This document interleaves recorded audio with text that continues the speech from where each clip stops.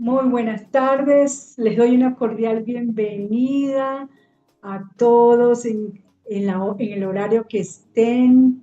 Este es un tiempo de enseñanza, es un gozo para mí formar parte del programa Guardianes en Formación Ministerial. Este es un programa que sale los días lunes a las 6 de la tarde, hora Miami. Ya estamos terminando el segundo semestre del año en cuanto a enseñanzas. Ya vamos a la mitad del año gregoriano y estamos en el cuarto mes bíblico también. Y bueno, es un privilegio entonces hoy poder compartir la palabra que nos edifica, nos exhorta, nos anima, nos fortalece, nos direcciona, nos ubica.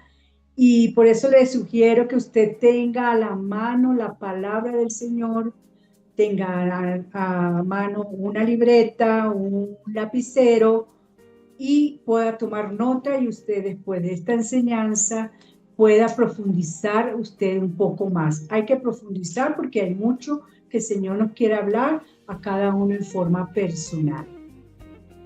Así que el tema de hoy es el tema número 22. Se llama el nuevo pacto en Yeshua.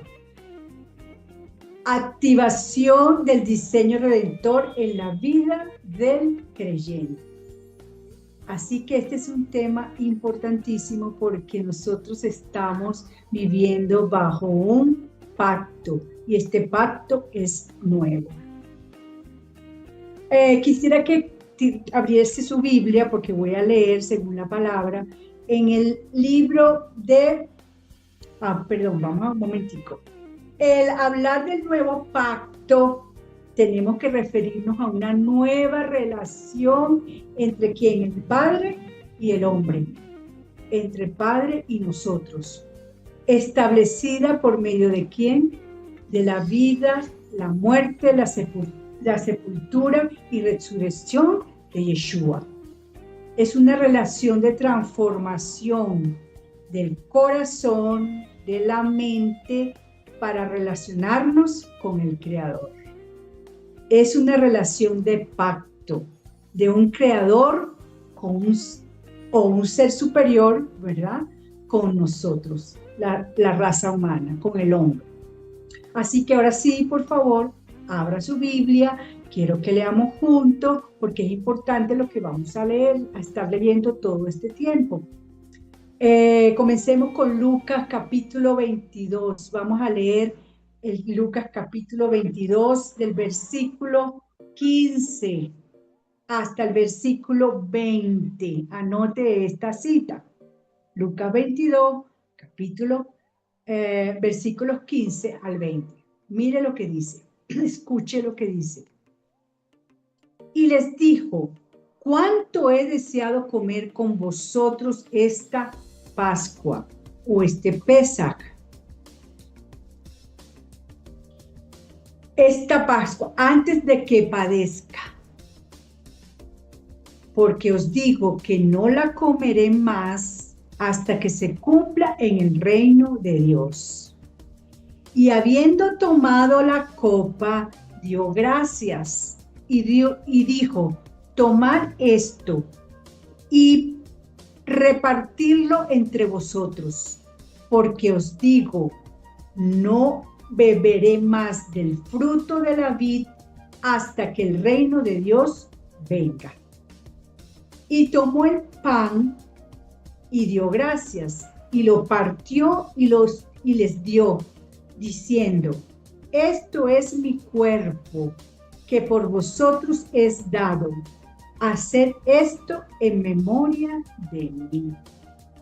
Acabamos de leer algo que el maestro hizo con sus discípulos. Él tomó la cena de Pesach, la cena de Pascua, esta cena que nos indica en la palabra que se comía el 15 del mes primero, que celebramos Pesach. Esto está en el Antiguo Testamento, en el libro de Éxodo.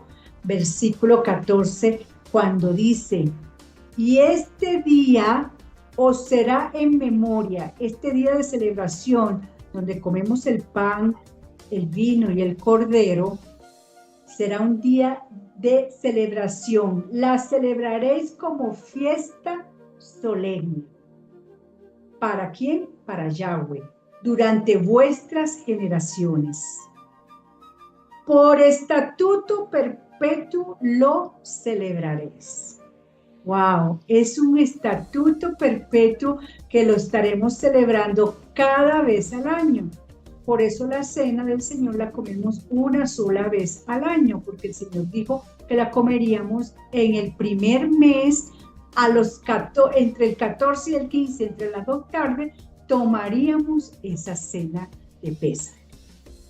Qué privilegio tenemos nosotros. Y en Lucas, el Mesías hace eso, él está celebrando la Pascua con ellos. Y dice, y tomó el pan y dio gracias y lo partió y les dio, diciendo, esto es mi cuerpo, que por vosotros es dado. Haced esto en memoria de mí. Así que la cena que tuvo Yeshua con sus discípulos es que un memorial, él mismo lo dice, y en Éxodo también dice, es un memorial que celebramos todos los años hasta que nosotros comamos ese pan y esa copa cuando estemos junto con él en las bodas del Cordero. Este memorial es un recordatorio de que Él es el pan de vida, que su cuerpo y su sangre redimiría la humanidad. Hacer esto, dice la palabra, en memoria de mí. Así que esto es lo que representa el nuevo pacto. Una relación del Creador, que Él la hizo Él la dispuso para con un ser como nosotros que necesitábamos ser redimidos o ser salvos o ser justificados ante Él. Amén. Así que este recordatorio, cada vez que lo hiciéramos, una vez al año lo vamos a celebrar, lo celebramos, nos recuerda que Él, la carne y la sangre representan el nuevo pacto. Ahora bien, hablando de pactos, todo pacto en la antigüedad se ratificaba con sangre, sacrificio de animales, partidos en dos, dice la palabra, las partes pasaban entre las piezas que habían sido partidas como señal de que aceptaban las consecuencias de quebrantar el pacto.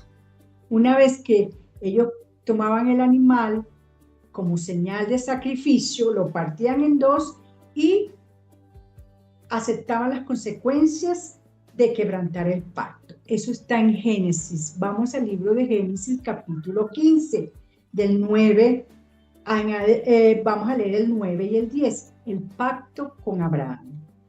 Ubiquémonos en Génesis 15, 9 y 10. Escuche lo que dice la palabra. Y le dijo, traedme una becerra de 3 años, fíjese, un animal, y una cabra de 3 años, y un carnero de 3 años, una tórtola también, y un palomino. Y tomó él todos estos animales, y los partió, fíjese, dice, por la mitad. Y puso cada mitad una enfrente de la otra, y no partió las aves, dice. O sea que cuando se hacía ese pacto, las dos partes pasaban por en medio del animal sacrificado. Así que el pacto es un sacrificio. Y ahora este nuevo pacto tenía que ser ratificado ¿con quién? Con la sangre de nuestro Mesías. Antes los sacrificios entonces eran celebrados con animales, pero este sacrificio ahora es con Yeshua, nuestro Mesías, el Rey Eterno. Entonces aquí estamos hablando en este capítulo 22 del pan y vinos, capítulo 22 de Lucas, y que es un memorial del nuevo pacto, que fue anunciado también esta celebración del pan y el vino fue anunciado antes por los profetas. Todo lo que está en las escrituras viene desde la eternidad, mostrando desde el inicio de la palabra y todo el inicio de las escrituras, los profetas y el Nuevo Testamento anunciando la muerte, sepultura y resurrección de nuestro Mesías. Hacia allá apunta toda la palabra del Señor desde el inicio, el sacrificio que un día habría por nosotros, por toda la humanidad. Entonces, eso profetizado antes está ¿dónde? En el libro de Jeremías. Anote esta cita que es muy importante, Jeremías 31. Ubiquémonos en Jeremías 31, porque allí está anunciando el profeta Jeremías lo que había sucedido con ese primer pacto que el Señor había hecho con nosotros los hombres. He aquí, Jeremías 31, 31. Vamos a leer. He aquí que vienen días, dice Yahweh, en los cuales haré nuevo pacto. Fíjese, lo estaba anunciando. Haré nuevo pacto con la casa de ¿qué? De Israel y con la casa de Judá. Son dos casas. No como el pacto que hice con sus padres el día que tomé su mano para sacarlos de la tierra de Egipto, porque ellos invalidaron mi pacto, aunque fui yo un marido para ellos, dice Jehová. ¡Wow! Aquí alguien transgredió el pacto, ¿verdad? ¿Y quién fue? No fue el Padre, fue Israel. Fue la nación de Israel. Transgredieron el pacto que él había hecho. Entonces vamos a hablar de ese primer pacto. Ese que había transgredido el pueblo de Israel. Este pacto, ¿cuándo fue instituido? Este primer pacto. Nos vamos al libro de Éxodo. En Éxodo 19, 20, 21, 22, 23 y 24 está escrito todo este pacto instituido ¿dónde? En el monte Sinaí. Cuando el pueblo fue sacado de Egipto, llegó al Sinaí y ahí el Señor hizo pacto con ellos. Los llevó al desierto para hacer un pacto. Y esto era un pacto matrimonial que tenía cláusulas. Este pacto tenía que ver con un matrimonio de el Padre con su pueblo Israel, con su nación. Si se transgredía ese pacto, que fue lo que hicieron ellos, ese pacto matrimonial, la única forma de haberlo hecho era por adulterio, o sea que ellos adulteraron. Así que adulterio es ¿qué? La idolatría, las alianzas con otras naciones que no eran ellos, el abandono de la ley, de las escrituras, de los preceptos y todo lo que describe él en ese pacto de Sinaí cuando les entrega la ley, que se las entrega en unas tablas. Entonces, esas tablas que fueron dadas ahí fueron quebrantadas por el pueblo de Israel. Ahora, estos son algunos versículos más destacados. Hay muchos. Usted cuando empiece a estudiar, usted se va a dar cuenta, oye, aquí hay otro, conseguí otro. El Señor le va a hablar a usted personalmente en las Escrituras. Este pacto y estos versículos usan un lenguaje metafórico. O sea, ese adulterio que Dios usa que quebrantaron, que es idolatría, usa un lenguaje metafórico. Ya va a ver por qué. Mire el lenguaje que hizo. Cuando dice Jeremías, esta cita también es importante, anótela, Jeremías 3, del 6 al 10.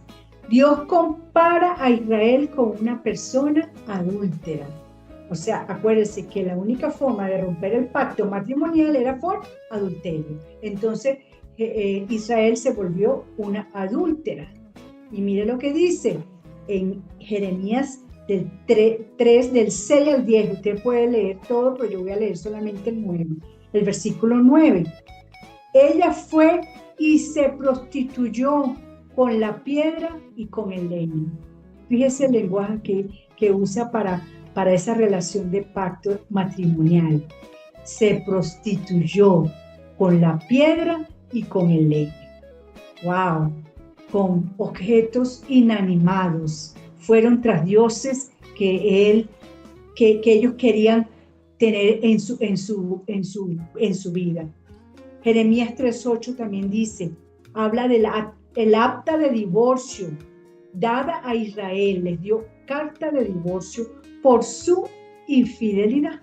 Tuvo que decirle, yo la había despedido y dado carta de repudio, dice. Carta de repudio es carta de divorcio por todas sus fornicaciones.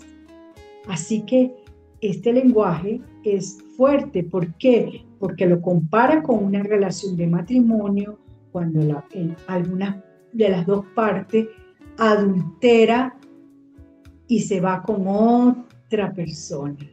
Bueno, en este caso, los hijos de Israel se fueron tras otros dioses, tras otras culturas, tras otras leyes, tras otros dioses, y ahí se prostituyeron. Seguimos citando estas citas importantes que hablan de esos textos del lenguaje metafórico y de lo que hizo Israel. Ezequiel 16, del 15 al 32. Voy a leer solamente el versículo 32, pero usted tiene que leer todos estos pasajes. Jerusalén es descrita como una esposa que confió en su hermosura y cometió adulterio espiritual. Dice el versículo 32, fuiste como mujer adúltera que en lugar de su marido recibe a extraños. ¿Se da cuenta cómo se prostituye? Ezequiel 23 también habla del 1 al 49. Lea también esta cita, todo el contexto. Ezequiel 23 del 1 al 49. Pero voy a leer solamente uno. Las hermanas Ahola, entre paréntesis, Samaria, y Aholiba, Jerusalén, o sea, las dos casas, Israel y Jerusalén, representan a Israel y Judá en su infidelidad espiritual. Infidelidad hicieron con el Padre Celestial. Seguimos en Ezequiel. En Oseas, seguimos con otro profeta, Oseas, si usted lo ha leído, y si no, léalo, y fíjese cómo todo el libro habla de que él manda a Israel a que se una a una ramera, que se case con una ramera. ¡Wow! Es un libro de amor, habla de cómo el Señor, el Padre, aunque se prostituyó, él dice, va y búscala y cásate con esa ramera. Oseas 1:2 dice, Dios ordena al profeta, o sea, le dice, ve, tómate una mujer fornicaria, porque la tierra fornica apartándose de Yahweh. Esto es fuerte, ¿verdad? Pero así es el amor del Señor. Más fuerte que la muerte es el amor, ¿verdad? Oseas 2, y del 2 al 5 dice, Israel es representada como una esposa infiel que sigue a otros amantes. Fíjese la palabra que usa, amantes. Se va con otros amantes. Lo deja a él, deja al amado, al que hizo el pacto. En Isaías 1:21, anote esa cita, también podemos ver que Jerusalén es llamada ramera. ¿Cómo te has convertido en ramera, oh ciudad fiel? Isaías 1:21. Así que nosotros estamos dando a conocer cómo Israel, cómo el pueblo, la nación del Señor, se apartó del pacto matrimonial de amor que él había hecho con ellos. Vamos ahora a Jeremías, continuamos con Jeremías, del versículo 31, vamos a leer el 33 ahora. Él les dice: pero ahora, este es el pacto que haré con la casa de Israel. Fíjese con quién lo va a hacer, con la casa de Israel. Después de aquellos días, dice el Señor, daré mi ley en su mente y la escribiré en su corazón. Y yo seré a ellos por padre y... aquí 33. Y ellos por padre y ellos me serán por pueblo. O sea que va a llegar un día en que ese pueblo que se fue tras sus amantes, tras otros dioses, va a ser pueblo de él. Así es el amor del Señor. Él nos busca y nos busca hasta que nos atrae y nos hace verlo a él. Y dice la palabra también en Jeremías 34, y no enseñará más ninguno a su prójimo y ninguno a su hermano diciendo, conoce a Yahweh, porque todos me conocerán. Aleluya. Desde el más pequeño de ellos hasta el más grande, dice Yahweh, porque perdonaré la maldad de ellos. No me acordaré más de su pecado, de su transgresión, de su maldad. Así es nuestro Abba Padre. Aleluya. Así que este nuevo pacto, ¿dónde está escrito? Ahora, cuando el Señor lo hizo ahora. Este nuevo pacto está escrito en el corazón y nuestra mente. El pacto anterior desapareció. Va a desaparecer según todo lo que iba hablando el profeta Jeremías. ¿Por qué? Porque iba a haber un nuevo pacto, ¿verdad? Porque la ley anterior estaba escrita, ¿qué? En piedras. Y el sacerdocio que se ofrecía en ese tiempo era sacrificio de animales. La ley estaba escrita en piedra y había que hacer sacrificios de animales para redención o perdón de la transgresión y del pecado de Israel. Animales que se sacrificaban, ¿dónde? En el templo de Jerusalén. El autor de Hebreos también lo menciona, así que vámonos al Nuevo Testamento y podemos leer en Hebreos 8:10. Vamos al libro de Hebreos, capítulo 8.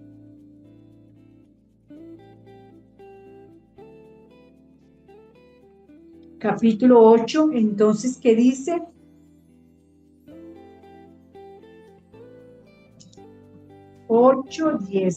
Y si puede leer, podemos leer desde el 8, sí, el versículo 10, bueno, ahí describe todo lo que el profeta Jeremías estaba diciendo. Desde el 8 dice, porque reprendiéndoles dice, he aquí vienen días, vuelve a citar la cita de Jeremías 31 que yo acabo de leer, está otra vez escrita, anunciada en el libro de los Hebreos del 8 al 10. He aquí vienen días, dice el Señor, en que estableceré con la casa de Israel y la casa de Judá un nuevo pacto.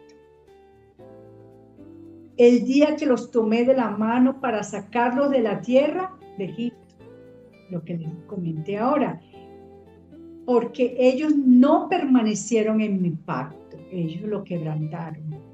Por lo cual este es el pacto que haré con la casa de Israel después de aquellos días, dice el Señor. Pondré mis leyes, ¿dónde las va a poner? En la mente y el corazón. Y las escribiré sobre él y sobre su corazón las escribiré y seré a ellos por Dios y ellos me serán a mí por pueblo.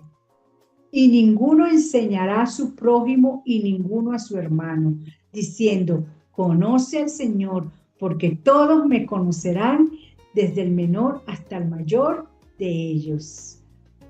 Amén.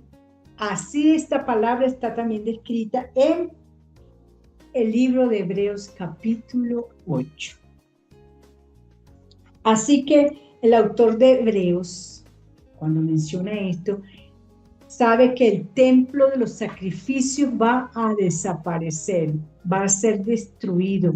Por lo tanto, el sistema sacrificial de animales va a cesar y no van a haber más sacrificios de animales en el templo. Ahora, ¿dónde va a ser el sacrificio ahora? En el creyente, ¿verdad? En nosotros nos convertimos en el sacrificio santo y agradable a Dios. Romanos 12:1. Así que, hermanos, os ruego por la misericordia del Señor que presentéis vuestros cuerpos en sacrificio vivo, santo, agradable a Dios, que es vuestro culto racional. En eso nos convertimos nosotros ahora, en ese sacrificio santo y vivo para Él. ¿Vamos bien hasta acá? ¿Estamos claros? Permítame tomar un poco de agua.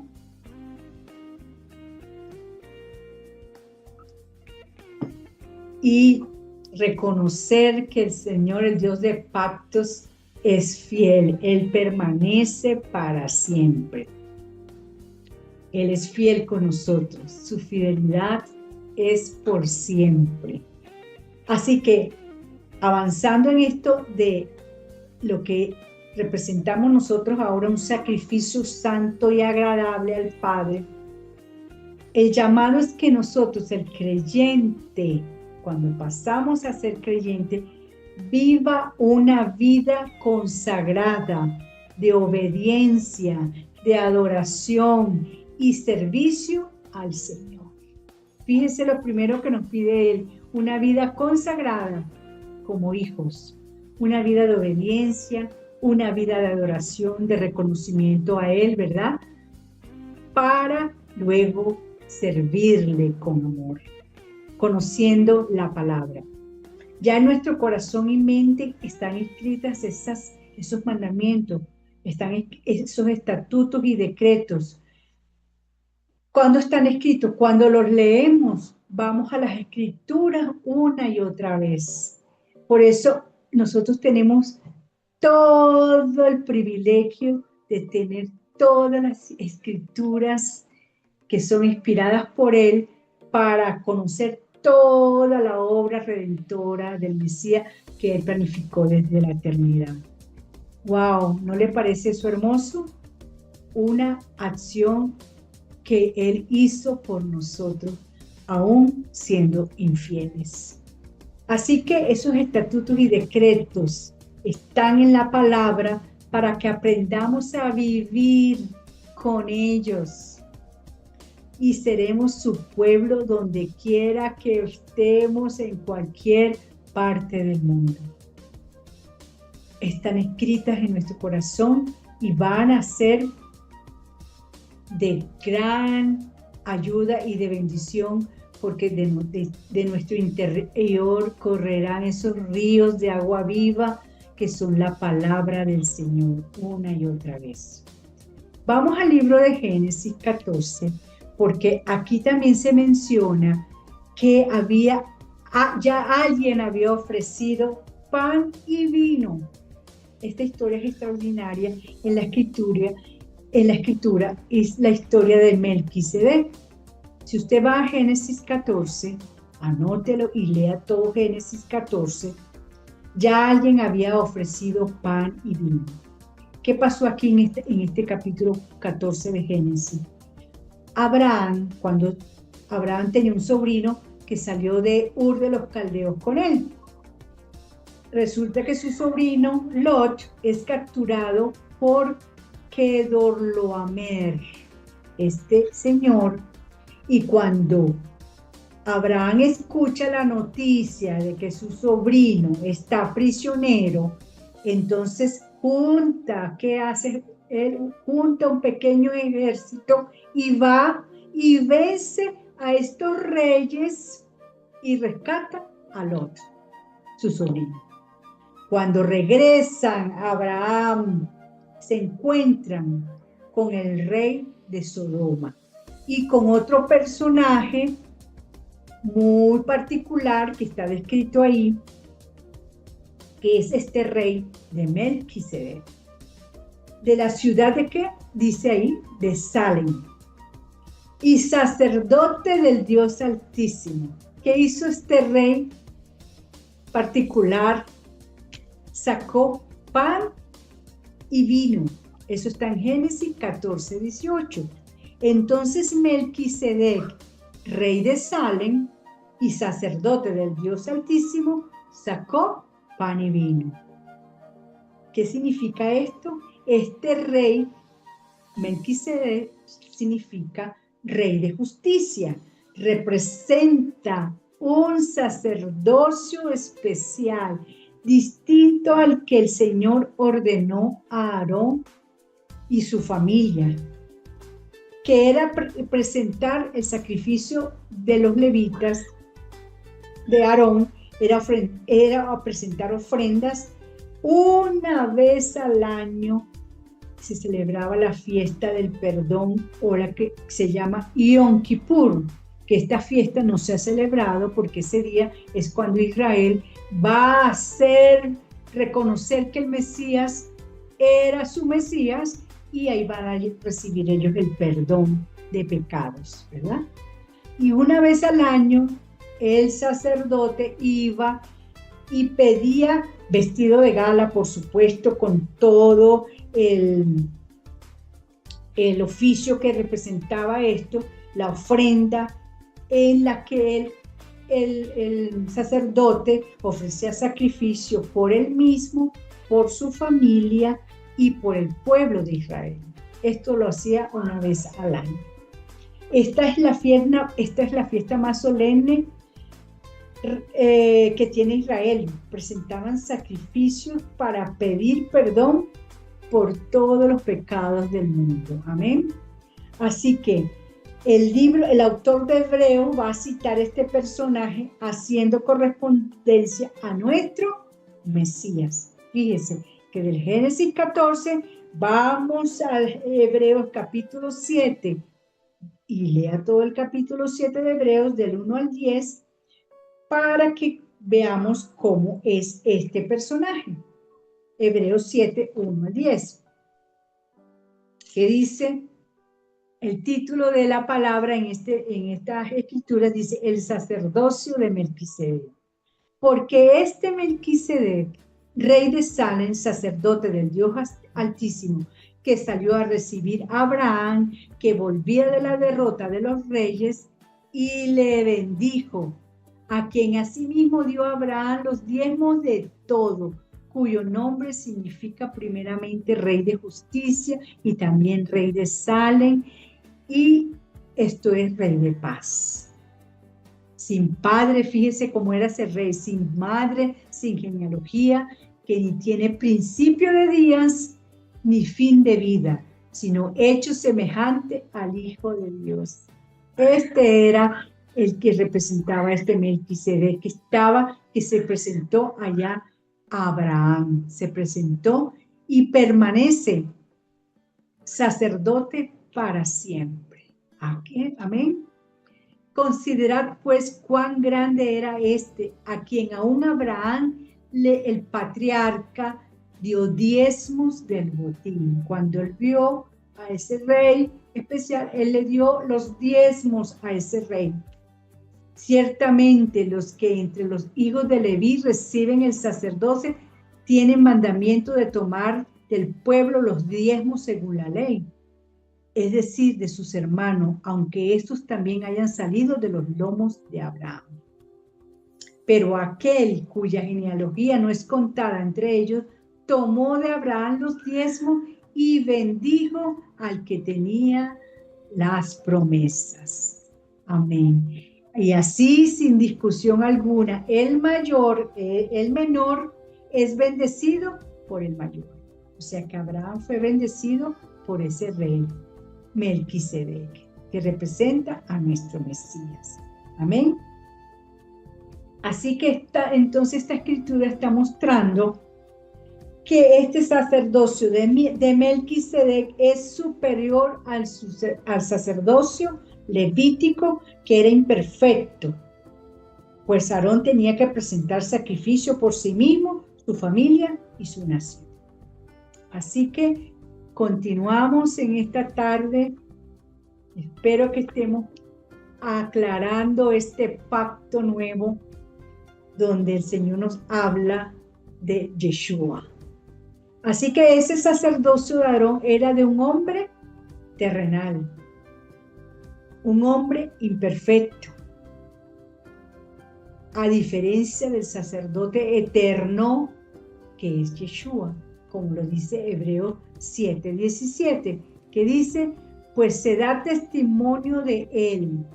Tú eres sacerdote para siempre, según el orden de Melquisedec.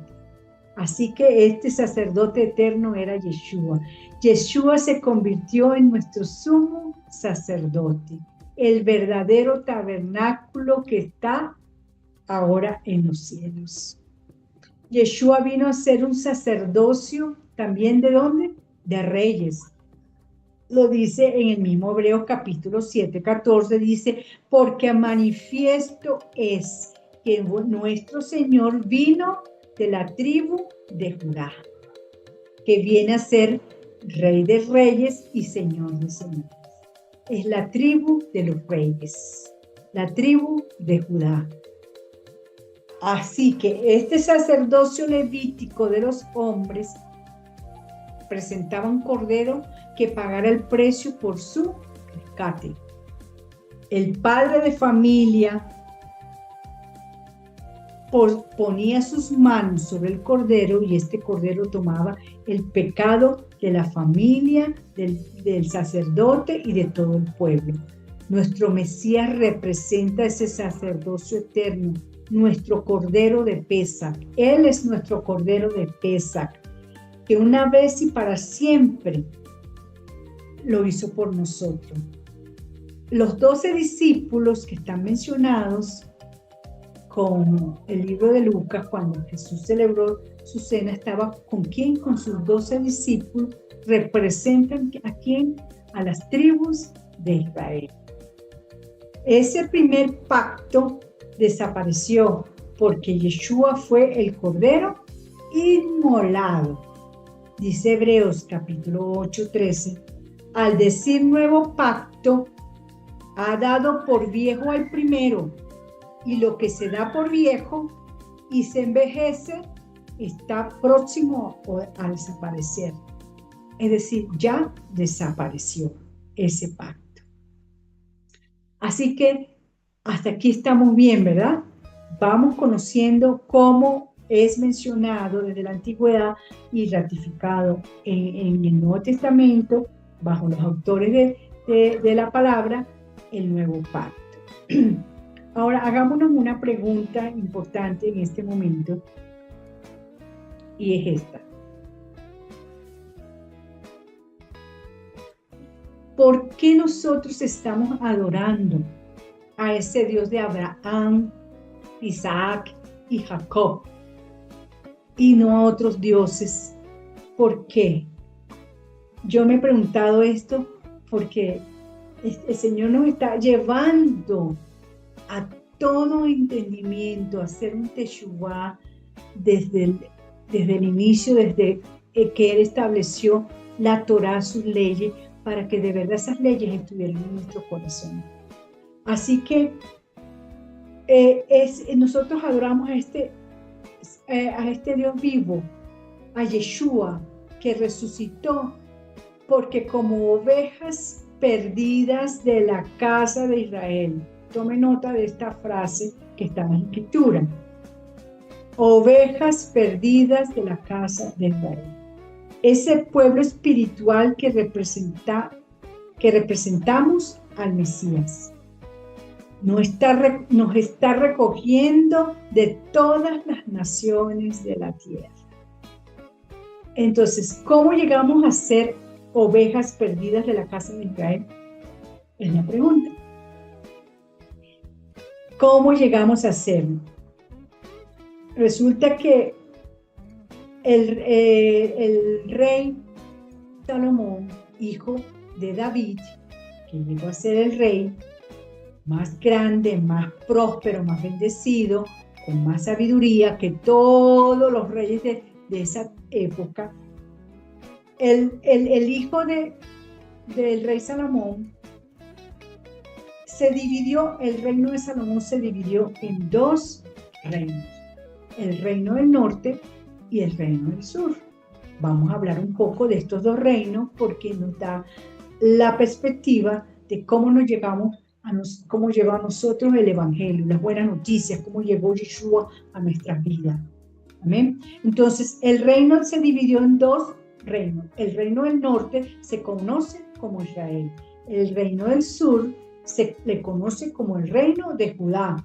Por eso hay judíos, porque el reino de Judá permaneció en ese territorio.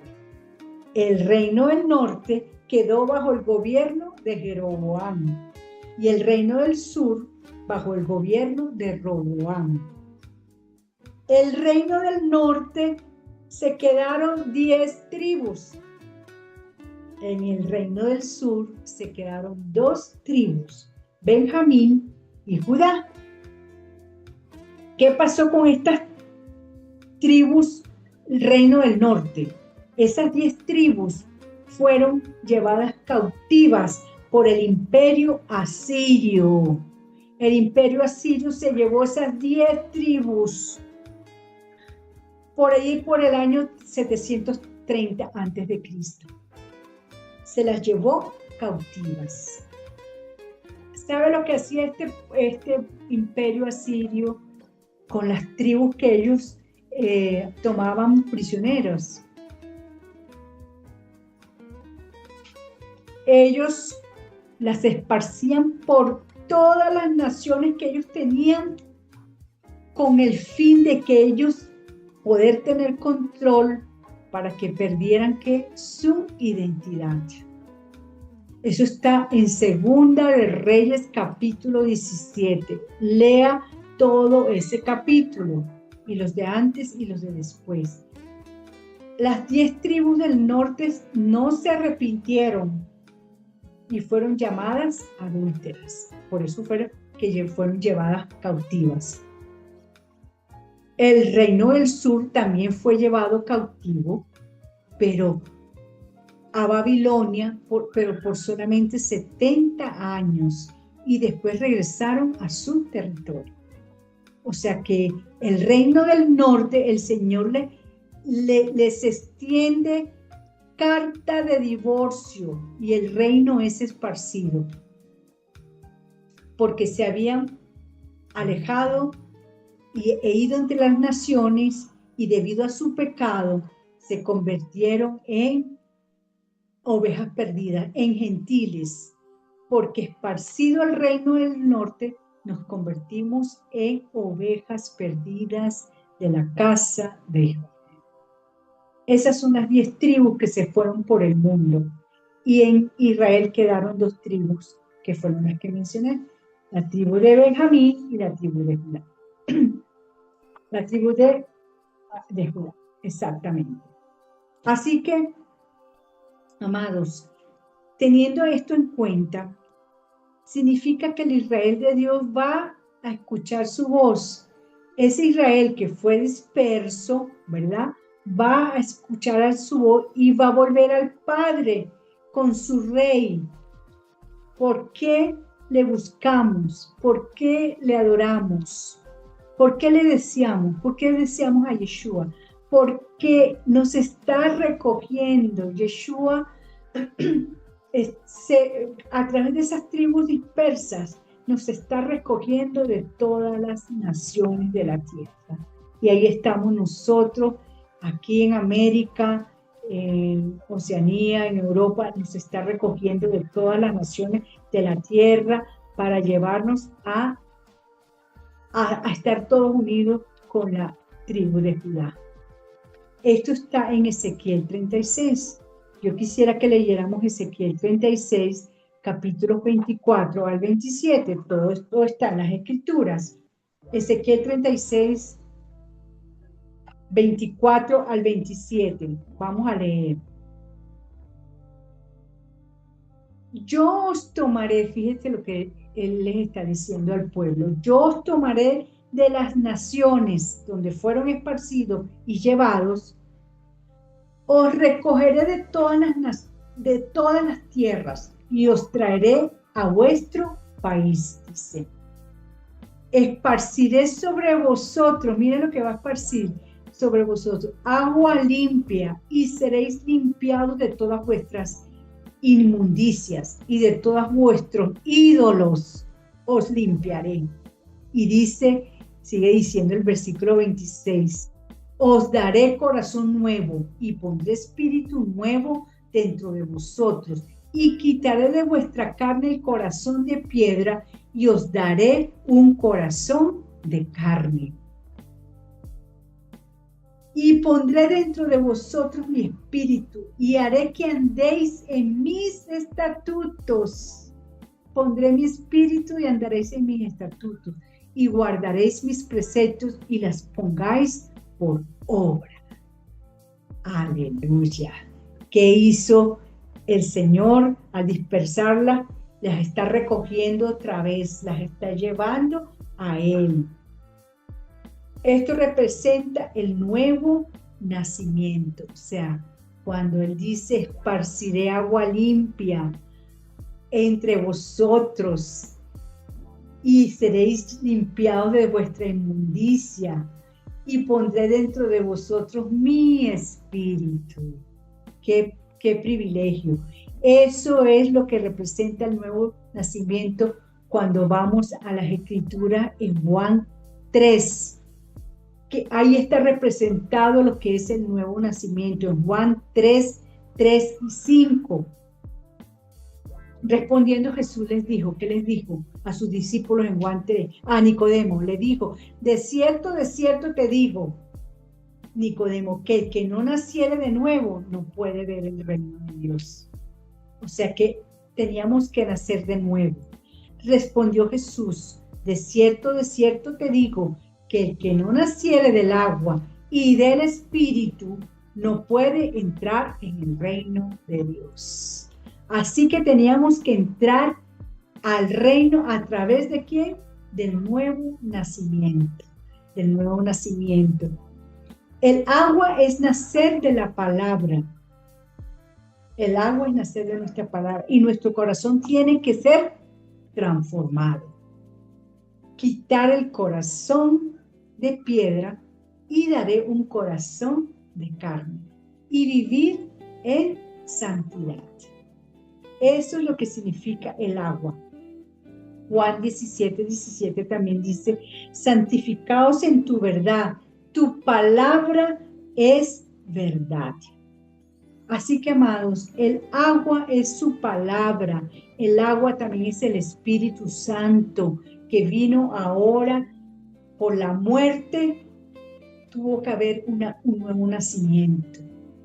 Para entrar a ese nuevo pacto tuvo que haber muerte y nosotros nacer de nuevo del agua y del Espíritu cuando reconocemos que Yeshua es nuestro único y suficiente Señor y Salvador. Así que nosotros hemos sido limpiados por su palabra. Santifícalos en tu verdad. Tu palabra es verdad. Así que nosotros estamos esperando que esa resurrección, nos estamos preparando. Fíjese que ese pacto matrimonial que fue quebrantado por la infiel Israel, y nosotros también, nosotros estamos regresando ahora al Mesías por su obra redentora, por haber recibido el Espíritu, ¿verdad? Y nos convertimos otra vez con esa novia que se está preparando para otra vez ir a las bodas del Cordero cuando estemos allá con el Mesías. Así que estamos siendo preparados como una novia sin mancha y sin arruga para estar en esas bodas del Cordero. ¿Cuántos anhelan estar en esa boda eterna? Nos estamos preparando. Hemos nacido del agua y del Espíritu para entrar en esa nueva dimensión de un corazón de carne y no un corazón de piedra.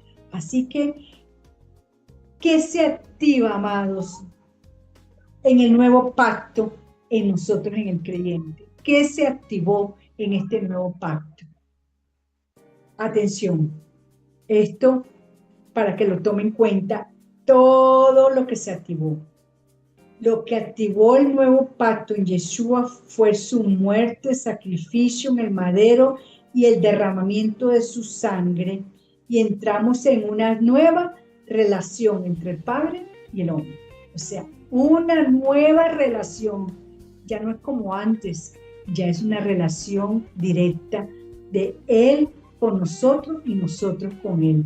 Ya no tiene que haber intermediario, ya no tiene que haber sacerdote. Nosotros nos convertimos en ese sacrificio vivo, santo, agradable a Él. Esta copa del nuevo pacto es mi sangre que por vosotros es derramada. Aleluya. Así que Mateo 26, 28, porque esto es mi sangre del nuevo pacto que por quien, por vosotros es, un momentico, que por vosotros es entregada. Amén.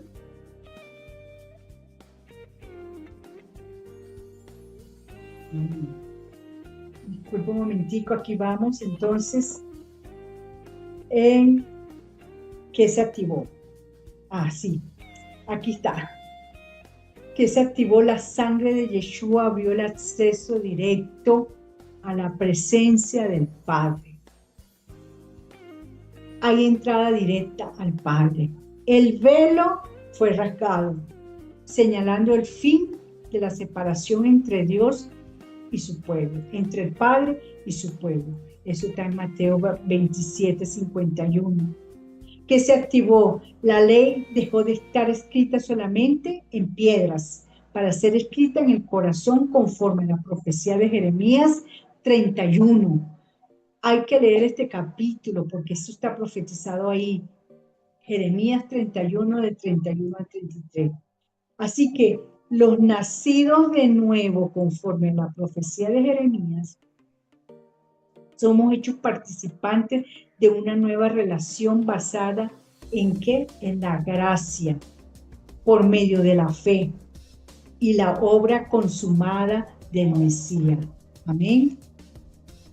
Ahora pues, ¿qué se activó? Ahora pues, ninguna condenación hay para los que están en Cristo Jesús, los que no andan conforme a la carne, sino conforme al Espíritu.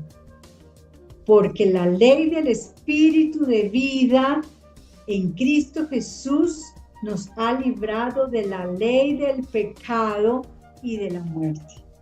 ¡Wow! Esa es la ley que se activó, la ley del Espíritu de vida. Amén. Cuando Yeshua dijo, consumado es, y luego entró su Espíritu y entregó su Espíritu, se encuentra en el Evangelio de Juan 19:20. Esa expresión quiere decir consumado es, en griego significa está terminado, está completa, yo cumplí, la deuda ha sido pagada por completo, la obra ha sido completada. Así que eso es lo que se activó. Yo hice ya toda la obra. hay una activación nueva en cada uno de nosotros. Hay un poder activado, amados. ¿Cuál es ese poder? El poder del Espíritu Santo. Y recibiréis poder cuando haya venido sobre vosotros el Espíritu Santo. ¿Para qué? Para ser testigos de Él. El Espíritu Santo que está ahora en la tierra es el que nos da el poder para ser testigos. Amén. Así que nuestro Mesías ahora está exaltado a la diestra del Padre. Se sentó a la diestra del trono del Padre. Lo leemos en Hebreos 12:2. Yeshua está coronado de gloria y de honra. La corona de Yeshua representa, ¿qué representa esa corona? Su victoria sobre la iniquidad, la muerte y Satanás. Su autoridad como rey del reino del Padre. Apocalipsis 19:16 dice, y en su vestidura y en su muslo tiene escrito este nombre, Rey de Reyes y Señor de Señores. Ese es nuestro Mesías, Rey de Reyes y Señor de Señores. Este hecho que está sentado a la derecha del Padre significa que intercede por nosotros. Eso está en Romanos 8:34. Él intercede por nosotros para que nosotros permanezcamos fiel a nuestro Señor. Amén. Así que, amado, esa activación de la ley del Espíritu de vida está en nosotros. ¿Qué más se activó?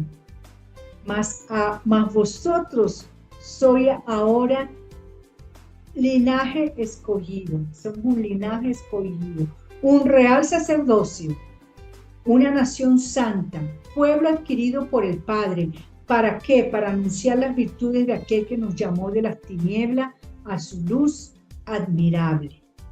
Vosotros, nosotros que en otro tiempo no erais pueblo, ahora sois pueblo del Padre. Que en otro tiempo no habías alcanzado misericordia, ahora habéis alcanzado misericordia. Así que a Él se ha dado toda la gracia, mas el Dios de toda gracia. Quiero terminar con esta frase, amados.